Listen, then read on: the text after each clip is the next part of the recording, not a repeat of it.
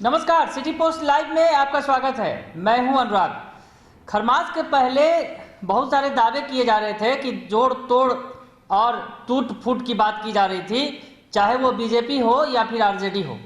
BJP ने खरमास के बाद यानी आज कुछ अपने वादे पर खरा उतरने की कोशिश की। हालांकि बीजेपी ने दावा तो बड़े बड़े किए थे, जो बीजेपी के जो बिहार प्रभारी हैं भूपेंद्र यादव ने दावे बड़े बड़े किए थे और कहा था कि वो बड़े बड़े नेताओं को तोड़ने वाले हैं, आरजेडी में बड़ी टूट होने वाली है। टूट बड़ी तो नहीं हो सकी, पर जो चंद नेता हैं, कुछ पूर्व सांसद, पूर्व विधायक, उन्हें बीजेपी ने तोड़ लिया। आरजेडी को ज्यादा नुकसान पहुंचाया है बीजेपी ने।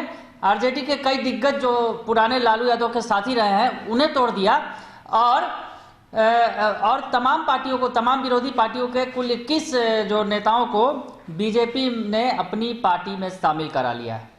और जहां तक ये माना जा रहा था कि आरजेडी में जो बड़ी टूट के दावे किए गए थे वो लगभग टाइम फिक्स हो गया, पर आरजेडी में टूट हो गई, ये बात खबरें चल रही हैं। और बताया जा रहा है कि आरजेडी के जो तमाम जो ज़्यादातर नेता आरजेडी से ही हैं, जो पूर्व सांसद है, पूर्व विधायक है, जैसे सीताराम यादव की बात करें या फिर जो पूर्व विधायक है नगीना देवी, या फिर और भी कई दिग्गज नेता जो हैं जो आरजेडी में शामिल थे, आरजेडी के नेता थे, वो बीजेपी में आज शामिल हो गए।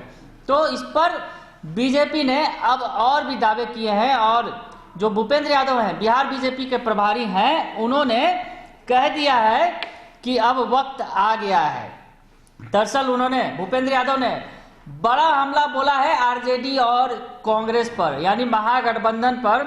उन्होंने बड़ा हमला बोल दिया और ये बताया है कि लाल झंडे वाली पार्टी से सावधान होने की सबसे ज्यादा जरूरत है। यानी आरजेडी कांग्रेस के साथ साथ लाल झंडा वाली पार्टी यानी वामपंथी पार्टी पर भी उन्होंने बड़ा हमला बोला आज। और आरजेडी कांग्रेस को पर हमला बोलते हुए तो उन्होंने कहा कि ये दोनों परिवारवादी पार्टी है। कांग्रेस जो है परिवारवादी पार्टी रही है और अब उसी ट्रैक पर आरजेडी भी चल रही है। और भूपेंद्र यादव ने साफ साफ कह दिया कि कांग्रेस ने देश के लोकतंत्र को कुचल दिया अपने परिवार के लिए।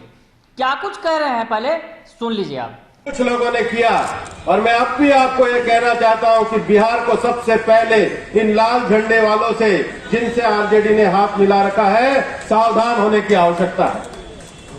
और दूसरा, देश के लोकतंत्र को सबसे बड़ी चुनौती परिवारवादी पार्टियों से भी है और कांग्रेस ने इस बात को आगे बढ़ाने का काम किया।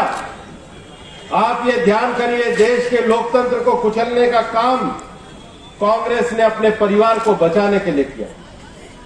जिन्होंने इस देश में इमरजेंसी को लेकर के आए, उसके बाद से कांग्रेस ध्वस्त हो गई। केवल उनके बेटे पोते वही कांग्रेस के आज प्रमुख और अध्यक्ष बनने लगे। ये प्रवृत्तियां आरजेडी में भी आ गई है, ये प्रवृत्तियां जिन भी पार्टियों में आ गई है। मैं आपको कहना चाहता हूं, अगर लाल झंडे को हराना है और परिवारवादी पार्टियों को हरा करके देश में लोकतंत्र को मजबूत करना है, तो भारतीय जनता पार्टी वो रास्ता है जिसमें आइए और देश को आगे बढ़ाने का काम करें।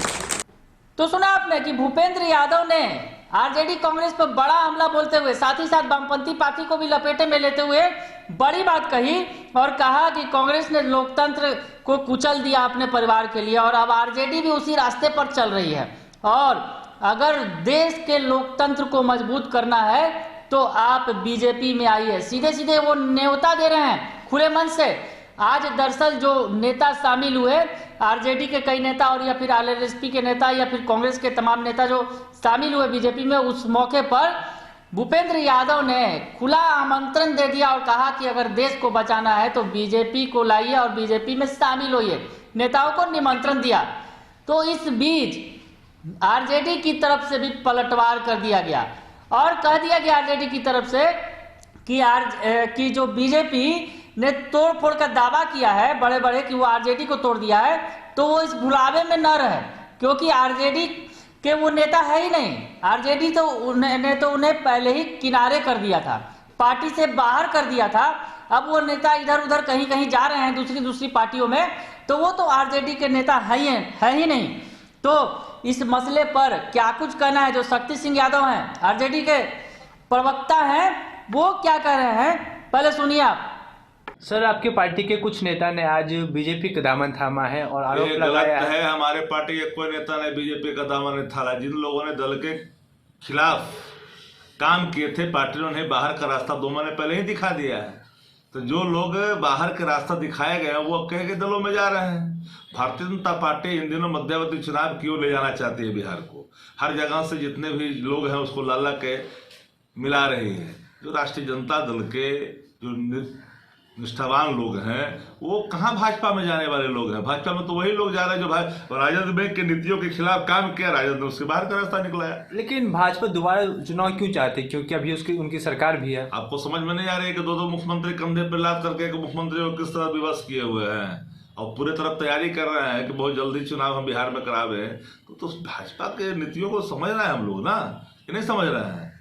इतनी व्याकुलता सत्ता तुरंत जाने के बाद आने के बाद इतनी व्याकुलता जो है क्षेत्रों में हम लोग देख नहीं रहे हैं क्या? हम लोग तो ही काम करते हैं ना।